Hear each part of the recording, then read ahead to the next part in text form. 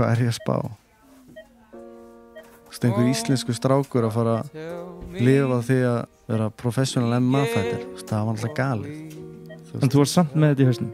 Já, ég var bara heldtekinn af þessu og það ekki beint svona leiðin sem að allir fara, að flestir fara eitthvað, en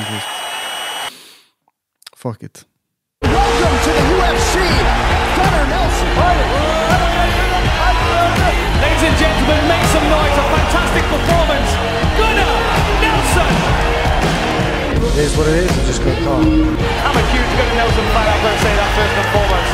A splendid submission magician. Þetta það sem ég kann. Þetta það sem ég bestur. Það bara þannig. Það ekki betri en ég í þessu.